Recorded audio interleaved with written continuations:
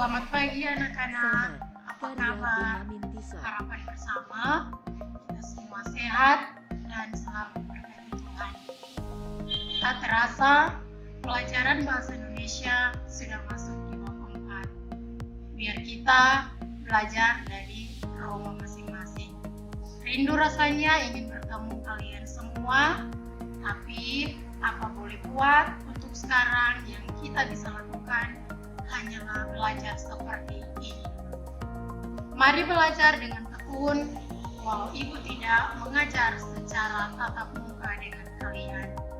Jangan sepelekan belajar dari rumah, karena tanpa kalian sadari, ketika kalian boleh menciptakan kedisiplinan belajar di diri kalian, maka kelak kalian akan mengerti pentingnya pendidikan disiplin karaktermu untuk masa depan nanti. Nah, sebelum kita masuk dalam pelajaran bahasa Indonesia, terlebih dahulu kita minta tuntunan dari Tuhan lewat doa. Berdoa menurut keyakinan masing-masing. Berdoa, mulai.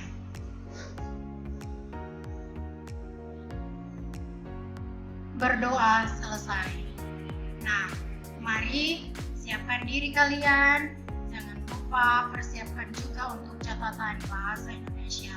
Karena setiap materi harus mempunyai buku catatan tertentu.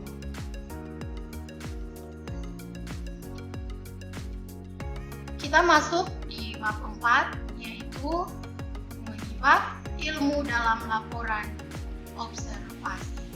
Materi video mengidentifikasi teks hasil observasi. 2. Impulkan isi teks laporan observasi yang berupa buku pengetahuan yang dibaca dan didengar. 3. Menelaah struktur dan bahasa teks observasi. 4. Merangkum dan menyajikan laporan hasil observasi. Nah, mari kita masuk di bagian 1. Mengidentifikasi teks hasil observasi. Pada bagian awal ini, kamu akan mempelajari ciri umum laporan hasil observasi. Ikuti rangkaian kegiatan berikut dengan penuh gairah. Selamat belajar menjadi peneliti dan berwawasan luas karena senang mengeksplorasi pengetahuan. Kita masuk di bagian A, mengenali ciri, tujuan, dan isi teks hasil observasi. Teks observasi berisi penjabaran umum atau pelaporan sesuatu berupa hasil pengamatan atau observasi dan analisis secara sistematis. Teks ini dapat berupa hasil riset secara tertentu atau peristiwa yang terjadi di dalam alam semesta. Biasanya, teks laporan hasil observasi berisi kata-kata yang dapat dibuktikan secara ilmiah. Teks laporan observasi mendeskripsikan tentang bentuk, ciri, dan sifat umum suatu objek. Nah, teks laporan observasi dan teks deskripsi hampir mempunyai kesamaan, namun berbeda dari segi sifatnya. Nah, mari kita memperhatikannya perbedaannya. Sifat tersebut adalah jika teks laporan hasil observasi sifatnya universal, yang di dalamnya ada klasifikasi dan fakta deskripsi. Sedangkan teks deskripsi bersifat unik dan individual, yang di dalamnya ada deskripsi spesifik. Nah, jangan lupa mencatat ya perbedaan kedua teks ini. Nah, kita lanjut di bagian ciri. Ciri teks hasil observasi. Mari kita perhatikan ada berapa bagian? Ada 7 bagian dari ciri teks hasil observasi. Pertama, memiliki sifat objek. Maksud ibu, memiliki sifat objektif, global dan universal. Kedua, objek yang akan dibahas atau dibicarakan adalah tokoh tunggal. Tiga, ditulis secara lengkap dan sempurna. Keempat, ditulis berdasarkan fakta sesuai dengan pengamatan yang telah dilakukan. Kelima, informasi teks adalah hasil penelitian teknik yang sudah terbukti kebenarannya. Keenam, tidak mengandung prasangka atau dugaan atau pemihakan yang menyimpang atau tidak tepat. Dan yang terakhir adalah saling berkaitan dengan hubungan berjenjang antara kelas dan subkelas yang terdapat di dalamnya. Nah, mari kita perhatikan di bagian kedua, tujuan teks laporan observasi. Ada berapa bagian di sini anak-anak? Ada 5 bagian. Nah, yang pertama, mengatasi suatu masalah. Kedua, mengambil suatu keputusan yang lebih efektif. Ketiga, mengetahui kemajuan dan perkembangan suatu masalah. Keempat, mengadakan pengawasan dan perbaikan. Yang terakhir adalah menemukan teknik-teknik baru. Nah, kita masuk di bagian B. Jangan lupa mencatat setiap materi ya. Bagian B,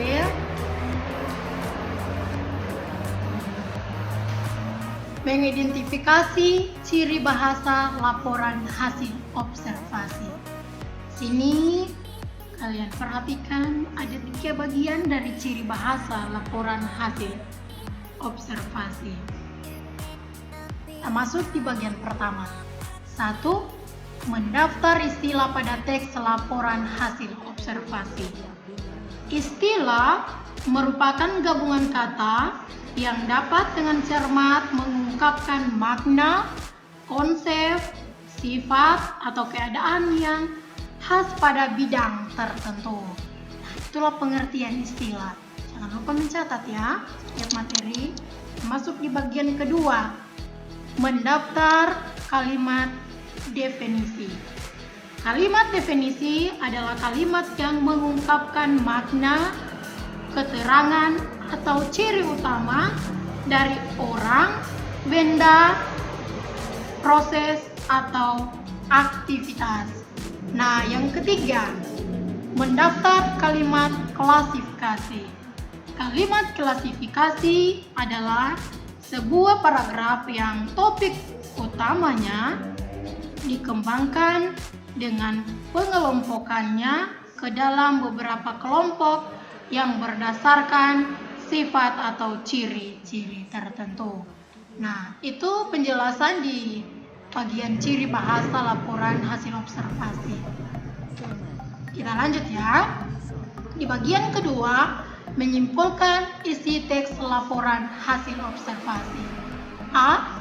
Menyimpulkan gagasan pokok hasil observasi.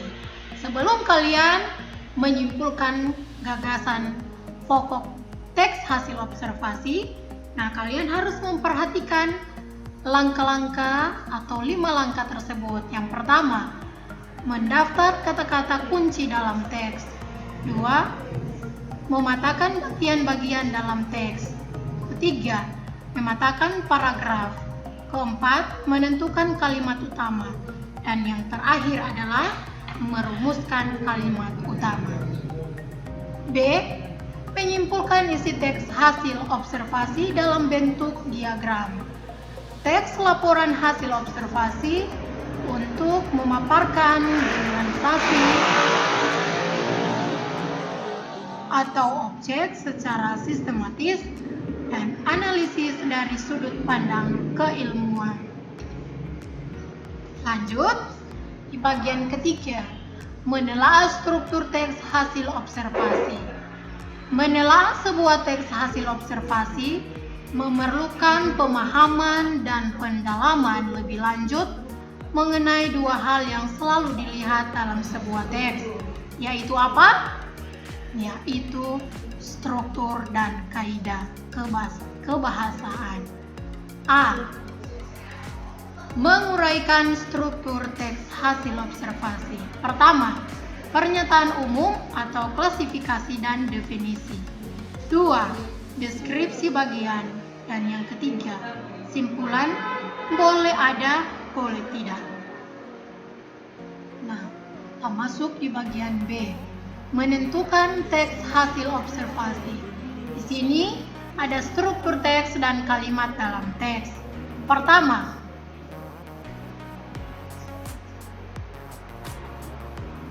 pernyataan umum berisi informasi umum atau nama latin, asal-usul, kelas, informasi tambahan tentang hal yang dilaporkan. Nah, kita masuk di bagian B ya. Silakan memperhatikan kemudian mencatat setiap materi yang ada. B. Menentukan teks hasil observasi. Di bagian ini ada struktur teks dan kalimat dalam teks. Pertama, pernyataan umum berisi informasi umum atau nama latin, asal-usul kelas, informasi tambahan tentang hal yang dilaporkan. Deskripsi bagian berisi bagian-bagian yang dilaporkan.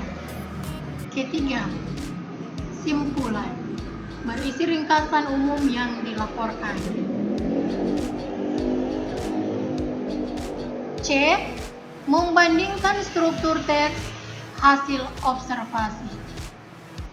Membandingkan teks laporan hasil observasi dengan teks deskripsi harus membaca secara keseluruhan isi teks tersebut.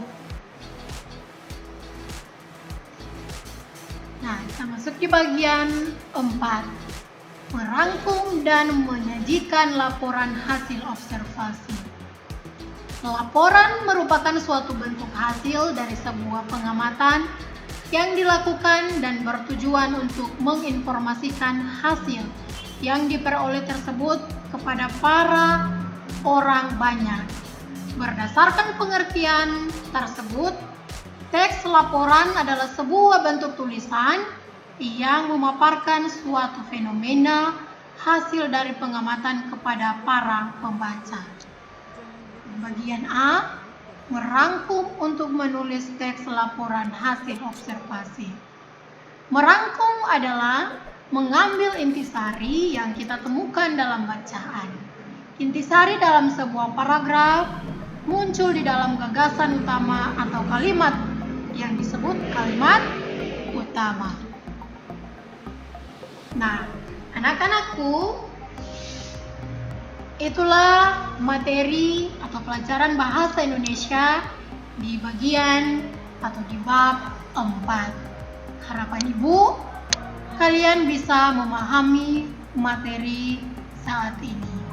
Dan kalau ada yang belum memahami di materi bab yang keempat, silakan bertanya kepada Ibu melalui nomor WA yang sudah ada. Dan kalian akan mengerjakan tugas di rumah. Nomor 1 adalah sebutkan 5 tujuan teks hasil observasi. Yang kedua, sebutkan 3 ciri bahasa teks laporan hasil observasi. Nah, itu tugas di rumah ya. Jangan lupa dikirim kepada Ibu lewat nomor WA yang sudah ada. Nah, karena tadi pelajaran kita telah dibuka dengan doa, maka kita pun akan mengakhiri kegiatan kita, pelajaran kita bahasa Indonesia hari ini dengan doa. Berdoa menurut keyakinan masing-masing. Mari berdoa.